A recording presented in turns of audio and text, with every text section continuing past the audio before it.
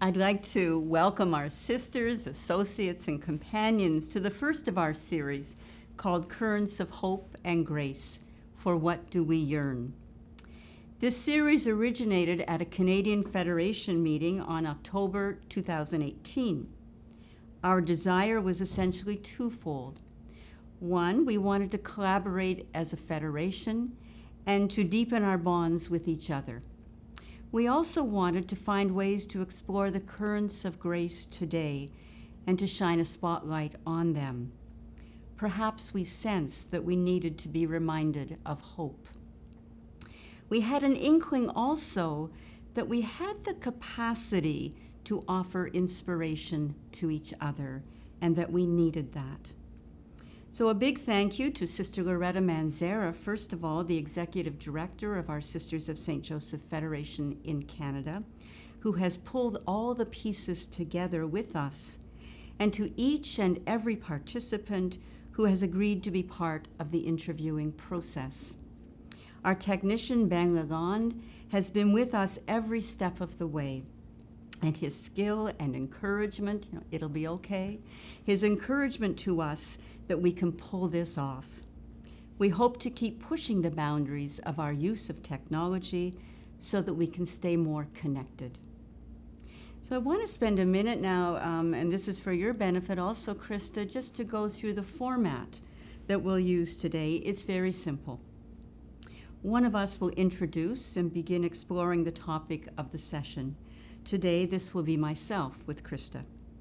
After that, three of our sisters, one from each congregation in the Federation, will continue the interview with their own questions for about 25 minutes or so.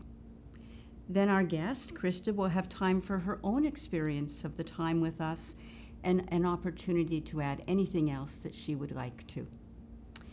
And as you're watching this, you'll see that we are offering a final question for you, the people watching, the sisters in our various locations, to reflect on after the phone call.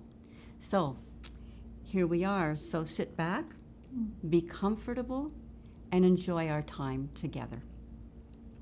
So thank you, Krista, for agreeing to be with us for this part of the mini-series that we're having on Currents of Grace and Hope. For What Do We Yearn? I often watch your podcasts, and I looked up your website again, and the website On Being begins with this statement about what you're all about, your mission, your reason for being, and it says this: you are about pursuing deep thinking, social courage, moral imagination, and joy to renew inner life, outer life, and life together. We as Sisters of St. Joseph can resonate with every aspect of this. And I love this little piece from the New York Times that I found that describes, quote unquote, the Tippett style. The article in the Times said that your style represents a fusion of all your parts. That's quite a feat. There's the child small town church comfortable in the pews, the product of Yale Divinity School able to parse texts in Greek and theology in German, and perhaps most of all, the social diplomat seeking to resolve social divisions. One of my favorite pastimes of Saturday morning is settling in early with a cup of coffee and reflecting. And at about 8 a.m., my iPad would ping, and I knew that your latest podcast had appeared. I knew the next hour of your interview with very eclectic people would enrich, challenge, entertain, help me feel connected, and cause new questions within me. So, Krista, one of the things I know about your interviews from having listened to many of them is that your first question to each person you interview is something like this: tell us a little more about your own spiritual journey, and in the telling, some of the shifts in understanding that you have experienced in your own journey of spirituality. And so, Krista, over to you. Well, I grew up Southern Baptist, going to church 3 times a week in my small town in Oklahoma. And you know, we're the one thing about working with technology is that I don't know. I find it so a bit disorienting to not be able to hear anywhere. So I'm going to take it out when I'm speaking. Okay. I grew up in this small town in Oklahoma, immersed in Southern Baptist Christianity, which was really the religion of that place. Although there was a small Benedictine college, which also was kind of in the picture, and I didn't really know what to make of it. And of course, later in my life and in the formation of Speaking of Faith, the Benedictines in Minnesota have been so formative for me. So yeah, I mean, I grew up in a world that had most of the answers. And I think that, you know, and I think looking back that I internalized also that there was a fear of the questions. There was a fear of asking too many questions. Now that's not everything that defined that religious sensibility and that spiritual world of my childhood. There was a lot in it that also, as I grow older, I appreciate more and more. I appreciate how it gave me kind of a sense in my body that has never left me. Even at times, I mean, I've gone through all kinds of phases. I went through 10 years of really not darkening the doorway of a church or thinking much about God or about theological questions, but I think I've always had this sense that was a true gift from my childhood, that there is love behind this universe. And I think that is something that I came back to, by which I mean that even after I had those 10 years of being a very political person and working in Cold War divided Berlin, I came back to feel the truth of that again, kind of in my body, and needing to investigate that and to figure out how to integrate that also in how I lived my life. So I could say more, but that's kind of a beginning of how I start to think about that question you asked. And obviously, for me, the questions, I am interested in the animating questions. So when I pick this up again, that's what I'm pursuing. You know, when I think about the fearfulness of my grandfather, who was a preacher, but he had a second grade education, and I think, in fact, the world he grew up in was a quite perilous place. I feel like he was afraid to engage his mind with the Bible that he loved so much, and I feel like, you know, when I came back to this, it was very important to me that I absolutely honor and the questions, knowing that if God is God, God is not frightened of anything that we could be thinking or wondering. That's quite a full circle kind of description of your journey. Well, I'm wondering if you can help us with something as Sisters of St. Joseph, because we ask a lot of questions right now, too, of ourselves that in some ways we didn't need to ask, say, 30, 40 years ago. So if you could help us a little bit reflect on our own lives as women who are part of a religious congregation. We, the Sisters of St. Joseph, we were founded in France in 1650 by a small band of women in collaboration with a Jesuit priest. And these women, they wanted to address and heal the social disconnections of the day. That was why they came together. They wanted to cross the boundaries of who was in and who was out, of who was included and who was excluded. They were pretty practical women. And we followed that example in many ways. We built hospital systems, education systems, large houses when our numbers were expanding. Our story is different now. And so it creates all of these kinds of new questions that you're talking about. We are declining in numbers. We no longer run big institutions by and large. We are selling mother houses, our large properties. And yet, in the midst of that, we also have much more of a global mentality and a sense that we belong in and to this world. And we are full of life and spirit. To see what this new moment means for us, and especially what this new moment asks of us. And so I'm wondering, for yourself, as someone who stands outside our system, if from your perspective and your experience, you might have a word to say to us about what might still be ours to offer in 2019. Are you all involved at all with the nuns and nuns energy? Well, well, it's interesting you say that because one of our other interviews is with the nuns and nuns. Okay. Yes. So, I think that is, that's the energy where I'm following this most directly. I want to say also, if people listen to On Being, I think you know that Reinhold Maria Rilke is kind of the poet laureate. And I do feel, and he of course was also a turn of century person, and he was a turn of century person in a Central European world which really disappeared after the catastrophes of the 20th century. And his language about when we are confronted with questions to which we do not have answers, and alongside which it would be unreasonable to insist on an answer, then we're called to love the questions and hold the questions and live the questions.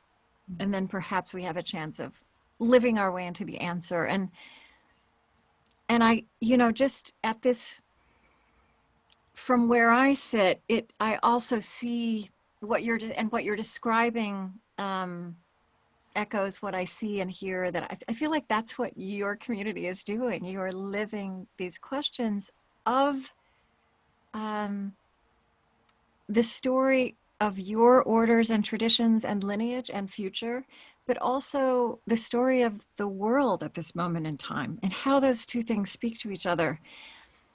And I actually think that, and I'm only now, I think about this kind of thing a lot, but I'm only now making this connection that, I think one feature of this turn of century moment that we inhabit is that every single form that came out of the 20th century into this one doesn't work anymore, right? If you think about every aspect of our life together and these institutions and these ways of organizing and being that just felt self-evident, and it felt like, we would reform them as we move forward, we would tweak them, we could make them better, but it was inconceivable that, it almost feels to me that we've all kind of woken up in the last 10 years and suddenly we look at something like how schools work and how medical care is organized and how politics functions and how the economy, what is an economy for? The law, prisons, the way we have structured these things, and of course our religious institutions as well. But whereas once upon a time we had the religious reformation, it feels to me like we're in this moment where every single institution and form is in an upheaval, all at the same time. In that way, I think that your community and the community, the world of which you are a part, of religious orders and religious women in particular, the self-awareness that you have about this moment and its contours is actually very much a gift, because you're actually walking alongside, I think, ahead of many of these other disciplines in understanding what is happening. And also being so committed to understanding, so what is the calling? Given that these institutions we built or these communities that we built, that they will never look that way again. Okay. You're kind of leading into, the question by quoting Rilke, of course, and also at a more personal level, I want to ask you, where do you experience hope, or where do you experience these glimmers of grace that keep you sustained, that help you to live these moments without despair or without total inner confusion? Well, I don't experience them on the If you pages. do. Well, I don't experience them on the pages of the New York Times. Uh-huh. I don't experience them in the story of our time as it is told in what trends on social media, or what we take as the news. I don't find it in the official narrative. That we, again, in a form that no longer makes sense, but is still very captivating, the places we looked, the people we look to tell us what happened today that is important and why. And I think that because that narrative is so, first of all, we're so habituated to it. And also it's gotten so, and I say this also of my profession of journalism, journalism, the kind of definition of news is the extraordinary thing that happened today. But what I see, the way that has been interpreted coming down to us is really about the extraordinarily terrible things that happened today. And then we're in this 24/7 news cycle where we are bombarded with the same stories of catastrophe and dysfunction and despair. And it's paralyzing. Where I find hope is in looking beyond that, getting out into the world. I just got back from a weekend in Mobile, Alabama, which is actually really hard to get to. You have to take a few airplanes to get there. And I have this experience that I had there repeatedly when I really get into the places people are living and how they also are grappling, even if our politicians are not, with, what are our civilizational reckonings, and how does my community need to be remade? What can we be proud to be? How can we start creating the world that we want our children to see and inherit? I think people all over the place are asking that. They are creating new forms, but it's happening the way change actually has always happened, which is one life, one small group, one small community of people at a time. I think I actually have across the years been very inspired by something Joan Chittister pointed out to me, that, in what was Saint Benedict's was it the 6th century or the 4th, whatever, 5th century, 6th century, there was never a, that arguably, that monastic rule, that way of being in community 1,000 years later, kept civilization alive. And as you say, like that those are the seeds of what gave us hospitals and schools and so much of what we have secularized and see as civil society, but that came actually not just from Christian tradition, but from Catholic tradition. But at that time when it began, it was 12 people here and 12 people there. And it didn't look like a movement. And whatever the New York Times was of ancient Rome, there was no headline that read, Benedict writes rule. So one of the ways, I think hope is a choice. It's not wishful thinking to me. It's not optimism. It's a muscle. But that muscle stays strong for me, and it seems reasonable to flex it because I see real people leading real lives, and I know that those lives matter.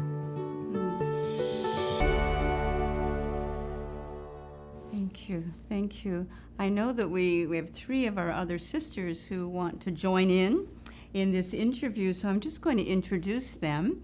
And I know one of them wants to kind of pick up the thread of that last conversation. We've got Sue Wilson from the In Canada group, Virginia Varley from Toronto, and May Kierans from North Bay. So Sue, I'm going to invite you in to continue the conversation with Krista. So Margot was talking about exploring the currents of grace, and it seems to me that we're a whole lot better at recognizing grace in our individual life than in our collective life. And by that I mean in communities, in society, in politics, or the economy. But if we don't recognize grace operating at this wider collective level, I think we're also not recognizing how we're being urged to change and to evolve as communities and as societies. So I'm wondering if you have any thoughts on that, on what might help us to recognize and open to grace at those wider levels. Yeah, I agree with you. And I think in the larger culture, at least, we're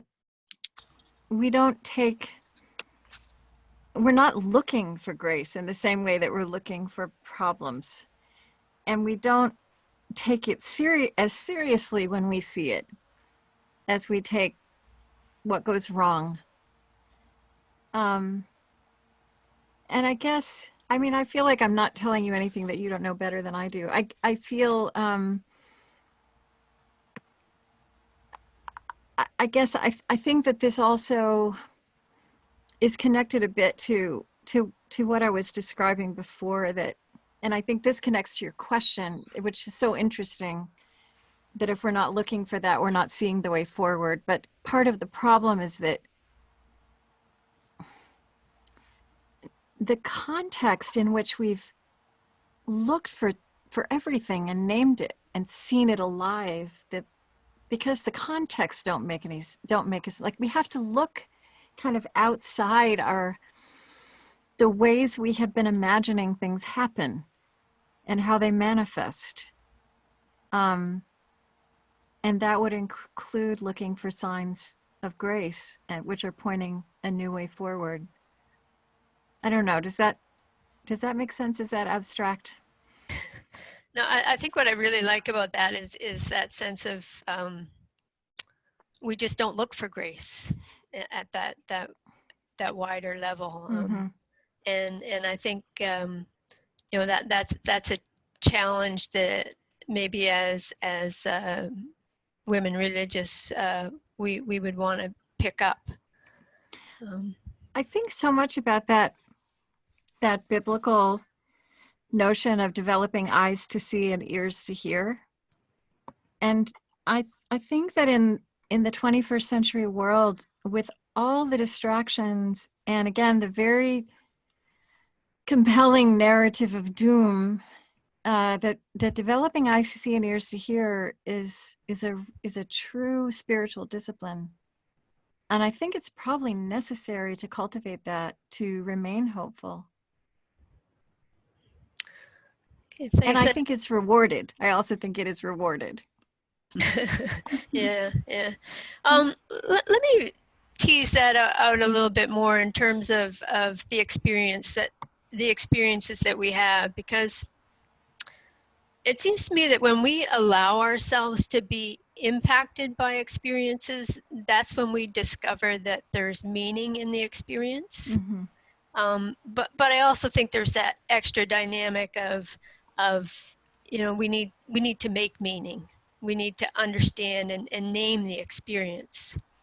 And again, I think this is something that we do much more naturally on an individual level than on a communal level or a social level.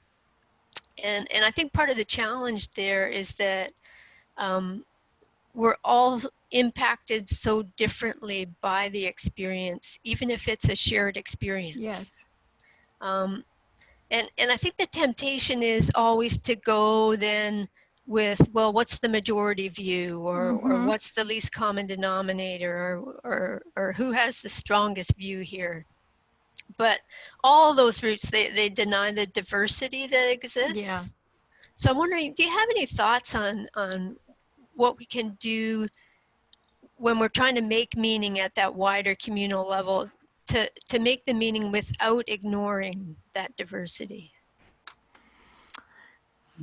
Well, I just feel like that observation alone, just dwelling with that observation alone communally, is actually a beginning. It's a whole new way to think about community. And I agree with you, these ideas that that even in our religious communities we've internalized about how to reach decisions and how to grapple with challenges are actually political forms.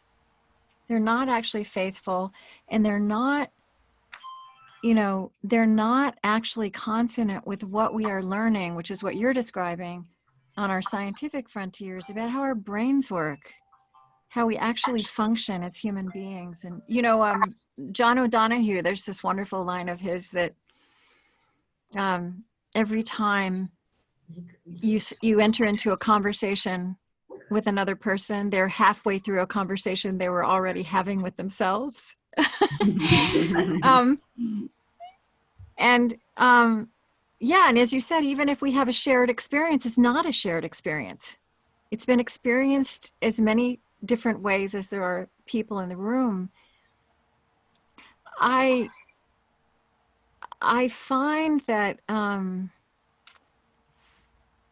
there's new language that's in our vocabulary. It's certainly in the vocabulary of younger people, like the language of ecosystem, which even the language of diversity is kind of 20th century thinking, kind of representational democracy.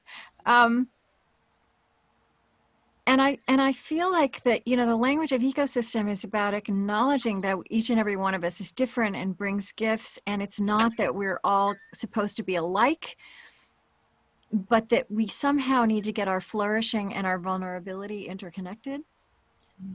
I think that's the interesting place we're at, is having new ways to imagine this, but really being beginners at living that way.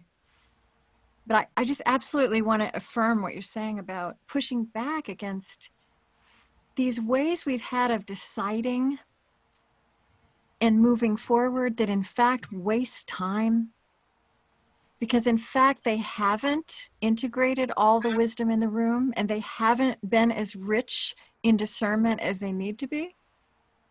And I think that you all and I have had the experience of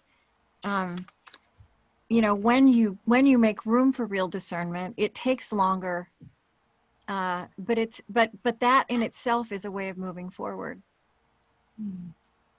Thank you. That's really helpful. I'm hoping I have time for one more question. No one is muting me yet, so I'm going to go forward. I'd like to pick up that idea you were talking about how our minds work. So here in Canada, we have recently been experiencing the upside of tribalism. The Toronto Raptors won the NBA championship, and I think every Canadian watched the game. Or there's a young Canadian tennis player who won the US Open, and everybody was cheering her on. So they were events that brought us together as a country, and people were very much aware of that. But of course, we also know the dark side of tribalism. We know the polarization in politics. We've had some racist incidents, as well as anti-Jewish and Islamophobic incidents. There's that growing divide between rich and poor. I'm wondering, do you have any thoughts on that dynamic of tribalism and just kind of recognizing and working with that level of consciousness in us? Well, as it happens, I spent 2 days last week at a convening in New York City. It was a convening of the Leakey Foundation, which are, the paleontologist, Louis Leakey, who worked with fossils in Africa, on the African continent. And it was a symposium on tribalism with scientists, both anthropologists who've worked with and paleontologists, and then even a young scholar who's working on tribalism on social media. one of the one of the things that really came out of that for me, which speaks to your point, is that tribalism in and of itself is not a bad thing. That it's another way of talking about how human beings, how small groups are just a really, really powerful, meaningful force in human life and human societies. And that there is absolutely, that they're capable of violence and bigotry, and that they're also capable of kind of superhuman cooperation and collaboration. Mm-hmm. I think that in the sciences, in evolutionary biology, and in paleontology, there's a new awareness that the way we've told the story of human advance with the whole survival of the fittest story is not actually true. That it is every bit as much our species' capacity, kind of superpower for cooperation, that over long spans of time has made everything possible. I was really intrigued in some of the conversations in this, where they kind of looked at us through the workings of more ancient societies, but it tells us about ourselves. That in human societies, there are essentially, like, when human societies go to war or attack their neighbors, strike out, there are very predictable things that you can see happen, which I saw them as rituals, like rituals of dehumanization. And it's actually easier than we would want it to be to start. It has to do with the way you start using words. And there are absolutely ways to start using words that have, create maximal distance and hostility. But that what they can also trace in human societies are rituals of rehumanization, which in fact is also simpler than we might imagine. And it has to do with really, and I would think that another way to talk about those rituals is it's the way the church has talked about virtues. It's social technologies like hospitality. It often involves the sharing of food. So I guess what that all says to me is, and this is kind of the way I think about all of this, because it is a frightening time. And of course, there's a lot of the downside of tribalism that, again, is, very much in the headlines. But what I know is that that's a place we can go, and it's a place we can come back from. And I just think that in some ways, this specter of tribalism in our world reacquaints us with our basic human condition. And yet, I do believe that we have a capacity to be self-aware and conscious about that in a new way. And we absolutely have agency, each and every one of us, not to influence the global story that will be told, but what is happening right before us. Thanks so much. Just before I pass it over, I just want to say that I think I'm going to borrow and use your question. Are the stories that we're telling each other true? Thank you. Well, let's invite Virginia into this conversation now. Thank you, Margot. Krista, I want to set my question that I have for you in the context of my life as a sister of St. Joseph. I entered the Sisters of St. Joseph at 19 years of age. I am now 91. Following the period of formation, I was trained as a teacher.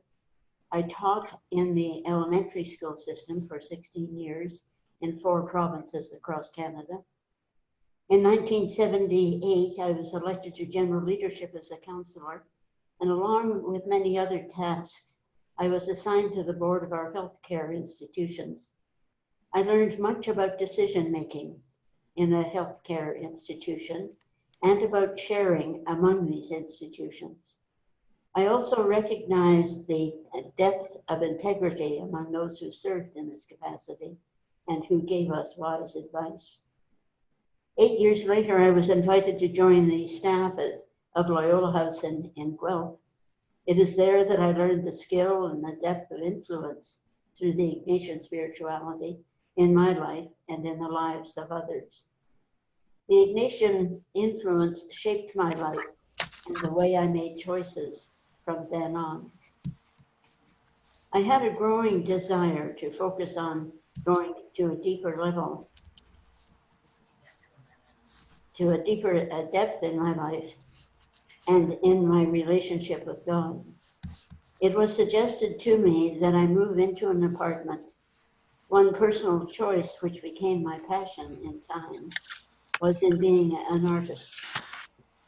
I began taking workshops with various artists. The solitude and space which now nourished me supported my efforts in painting. When I began to understand the meaning of my work, I also recognized that God was communicating with me, that we not only were, but that we are working together.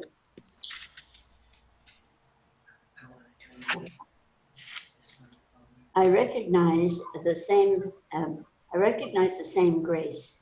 I wanted to help other people to experience that kind of grace. I created a contemplative art retreat and invited 2 people to join me as team. After offering this 8-day retreat for 17 years, we closed it down. You close one door and open another, they say. Well, that is what has happened. We now offer this kind of retreat every other month. I know that never could I have done as much as I have done, nor could have traveled as far as I have, had I not entered the Sisters of St. Joseph. It has not only deepened my spirituality, but it has expanded my human consciousness. This is not to say that life in a convent has been a bowl of cherries or a bed of roses, but the difficulties strengthened me over time. Krista, in the introduction to your book, Becoming Wise, an inquiry into the mystery of living, you say, I'm a person who listens for a living. I listen for wisdom and beauty, and for voices not shouting to be heard. I think Sisters of St. Joseph would resonate with your statement. Perhaps there is wisdom there for the future that we wish to be part of. But back to my question for you. Do you resonate with parts of my life history in terms of a dynamic change in your life? Has your vocational choice altered your relationship with God? And by what process do you come to claim that these changes are right for you? So over to you, Krista.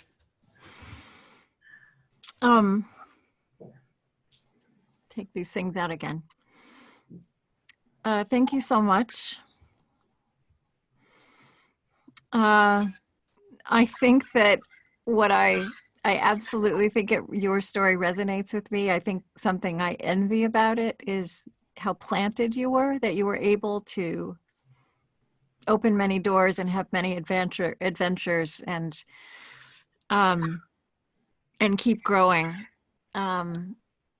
I feel like I had all these different chapters, and it often involved completely uprooting myself, and I think that is also the nature of modern life, and honestly, I think that's one of the reasons that these nuns, NONES, are so attracted to your communities, to know what that is like to be planted, and to be part of community that allows so much change and growth and experimentation. Yeah, I mean, I just, in general, I feel somewhat very mysteriously and often miraculously, although it's been hard won, that all of these different leaps I made from leaving my small town in Oklahoma to studying and then going to divided Berlin and Cold War Europe and working for a little time as a diplomat and leaving that to study theology, that every single piece of that from the world of my childhood that I really turned my back on, I thought, every single thread of that nourishes and makes possible what I do now. Having said that, just this, again, this is just on a very personal level. My struggle is, I absolutely experience the presence of God in the work I do and in this calling. It feels like a calling. I think that my struggle is that I get that I wear myself out. And I think culturally that's what happens. And I don't think that is of God. And so, I'm really in this moment in my life where I'm understanding also prayerfully that this aspect and this quality of the way my life is organized is not right, and that I have to figure this out. And I know I completely understand. I think you don't romanticize the experience of living in community as you have, and yet there's a grounding that I am going to have to create for myself. And I think, and that's not easy. And I think that's true, as I say, of other people who are, coming, looking to your communities, and also the places you've built as centers of retreat and stillness, because it's hard to be in discernment, and it's hard to be prayerful, in fact, if you don't have that basic element of quiet. Hello, Krista. I've really appreciated listening to you, and it's a pleasure to meet you in person, so to speak. And I've put away my prepared questions, and I'd like to pick up on two things that you talked about, if you don't mind. In your early introduction, you talked about what are the important questions for today? There's love behind this universe, you said. What are the important questions of today? I'm interested in the animating questions. Could you say what are some of the animating questions that you would suggest we gather around? And secondly, if I may piggyback onto that, something you said just towards the end, what topic or subject emerging today are you most excited about? And could you say more about rehumanization? What would that look like? Thank you very much. It's all wonderful to think about. I guess foremost in my mind is the reckoning we have to do around, you see, and I struggle with the language around this because it's not racial equity, right? It's racial healing. It's, I feel like, this is actually perhaps a value and accomplishment of our time, but it feels like such an indictment and feels so shaming that so many of us in this country, and I think that Canada struggles, I think all of the West struggles with this, that so many of us really thought that we were so much farther along. We thought we were so much farther along than in fact we were. What's changed, there's a young African-American minister, the Reverend Jen Bailey, who I would actually commend to you as a conversation partner too. I'd be happy to introduce you. She's the one who pointed out to me that the language, that the Greek word for apocalypse, doesn't mean catastrophe, it means uncovering. And it's such a completely apt description of this moment with our racial reality, is an uncovering.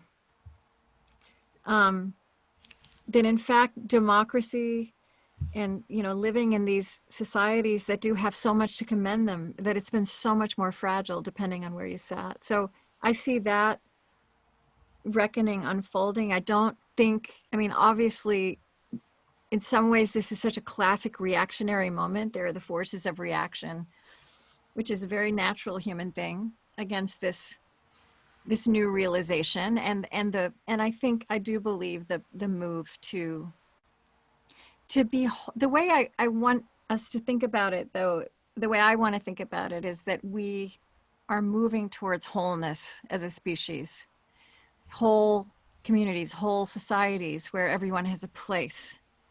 And I think we also get caught up in, the language of diversity and equity and inclusion as though those are the goals, and they're not the goals. Those are pathways to having the full array of humanity present, and a sense of belonging, and a sense of our belonging to each other, and a sense that everyone's children matter.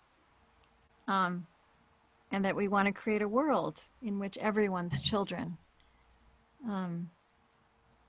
that is life-giving, right?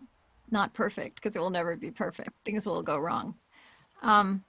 So I see that as a huge reckoning in our midst, and I do see that reckoning taking place. But yeah, it's excruciating, and it is generational work to truly move that forward. I think also the other two pieces of our world, I think a lot about what will people 100 years from now look back and see of us. And I think about the fact that they will see in us, right? They won't, all of, the identity politics that's such a feature of our time will not matter. They will see us as one people who did this or that. And I think that so much of what, again, we focus on in the telling of the news and get agitated about in terms of this politician or that politician or today's scandal will disappear from history. I don't know if they will know the word Twitter. I do think that what they will see of us as of the capital U is what is happening to the natural world and how we meet this. And I think they will see refugees, which is also connected to what's happening to the natural world. I think those are just two huge human civilizational open questions that we will be judged by. But, having said that, the only way we can touch that is where we live, right? We're not mostly called to be the High Commissioner for the UN on Refugees. We are called to be where we are, to live where we are. Rachel Naomi Remen, the physician, said to me years ago, she talked about the story behind the Jewish ethical imperative to repair the world, and that this is not an impossible commandment, because it doesn't insist that that you do the 20th century thing and save the world. It just insists that you look for the light in the world that you can see and touch. So I think that's what we're all called to. And when you ask me, I'm excited because I actually do see people doing that all over, but below this radar of what we pay attention to. I'll just give you something I think about a lot is how so much of the narrative coming out of the post 9/11 world has been about anti-Semitism and Islamophobia, and Islamophobia in particular, and that is true, that is real, and we hear that story, but but there's also, something else that happened after 9/11, and I would imagine that your community has experienced this, is this incredible new coming together of religious people across religious boundaries, and community after community after community after community, and true friendships. And so we hear the story about the synagogue, about people being killed in the synagogue and the church and the mosque. And that is real, but it's just not several times in the last few months, I was in a community in Ohio, I was in a community in Iowa. And in both of those places, literally both of these places, I was in a group where there was a gathering of the community across faiths. In both of these communities, there was a woman who had become the head of the Muslim community in that place, and these were fantastic, amazing women, leaning into the rabbi, who was kind of everybody's rabbi. They were completing each other's sentences, very, very much aware of what made them different from each other. This was not a simple friendship, but it was a true friendship. And in both cases, I think most of them, the rabbi and the Muslim leader and the Christians on the panel worked for the local Catholic university. Right? So that is also the world we inhabit. And I just think if you look for that, you see it everywhere. And it's a both and. It's right alongside all those other things. Well, I think that's a good place to start bringing our time together to a close. Ears to hear and eyes to see. Krista, you remind me a little bit of a speaker I once heard, actually Peter Senge, talking a little bit about what you're saying, that global doesn't mean big. Global means everywhere. And so thank you for that message. And for your message of recovering our common flourishing and our common vulnerability together. So I just want to thank you so much for our time together, for your generous willingness to spend an afternoon with us, an hour with us over a cup of tea. We appreciate it and look forward very much to watching this as a whole community. I think more than once, for sure, for sure. So I want you to stay tuned for the ping of your iPad when you will receive this recording and listen to yourself being interviewed. Okay. So, thank you. I've so appreciated getting to know you a bit, each of you, and what you've shared about yourselves and your community and the questions you're living. And I feel that we are, that your calling is kindred to mine, that we're in a kind of community, and it's been a joy and really an honor. So thank you so much for including me. Thank you, Krista. Thank you, everyone. Thank you. Well, that was a pretty rich conversation, and a great thank you to all the panelists who also joined us with their questions and preparation. And once again, Ben and Loretta for all the work they've done. So what we thought could be helpful is if in groupings, you might take a look at these two questions. What ideas are staying with you from that interview? And also, she talked a lot about hope being a muscle. It doesn't just happen, it's a choice, I think was her other language. And so it's how are you, or how are we practicing hope today? So we'll leave those questions with you, and know also that this broadcast will be available for you to view again in mission circles or other small groupings. So thank you very much, everyone.